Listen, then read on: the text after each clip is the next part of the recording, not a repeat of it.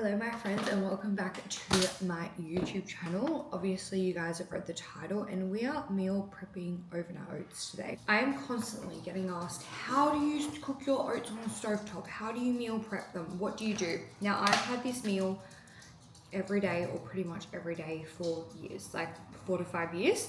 And this is how we do it. So you times however much you want or however many days you want, and that's how many you do. So I usually have about 40 to 50 grams of oats a day and I make 4 meals at a time. So I do 4 or 5 times 4 to get how much I need. Perfect. I also add in chia seeds as well. I do about 5 to 10 grams per meal. So add those in. Fill her up with water. Now, obviously these are going to cook and absorb water, and then we're also going to leave them overnight. So they will absorb more than you actually think. So if you fear that you've added too much, you will be fine. You can always add more as well. Time to cook them. The goal with these is low and slow. Low heat, cook them slow, because otherwise they'll burn and go really gross. Trust me. Or like curdle and go like gluggy as hell. We don't want that. Whilst that is cooking and warming up, we'll start making our protein concoction.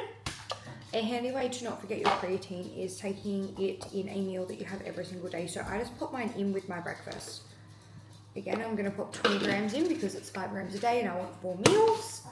And then alongside that, we are adding in protein. I do 20 grams a day, so we've got 80 grams of protein coming in. We're going to make this into a bit of a paste and then add this into the oats when it's almost done. Reason being is I don't want to cook the protein and make it go like gross and gluggy.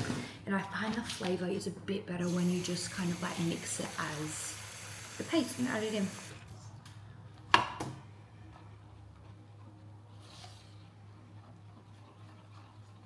little bit too much water, that's okay. I'm gonna have to redeem ourselves.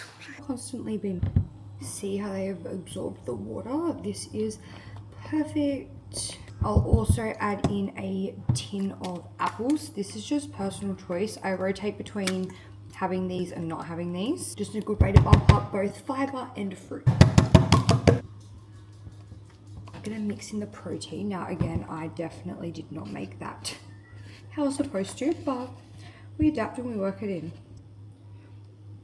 Now we're just gonna let it sit and cook. We now have creamy oats. This is exactly how we want them to look. So we're gonna take them off the heat, keep stirring, and we're gonna put them into the containers. I fear this is probably gonna be gross, okay, to watch, but as I said, they trust the process, okay? And it's an addictive hyperfixation breakfast for me.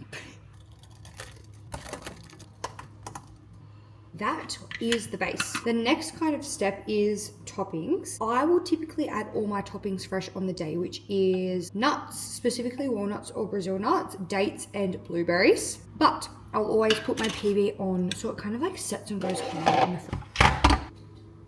Again, there's no right or wrong toppings to add on. The world is completely your oyster with what you decide to put on in terms of toppings.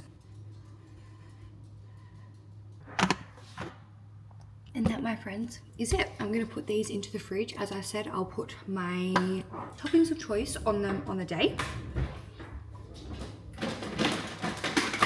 That literally took me 10 minutes for my high protein breakfast that you can make to suit any phase that you are in. See you guys in the next video.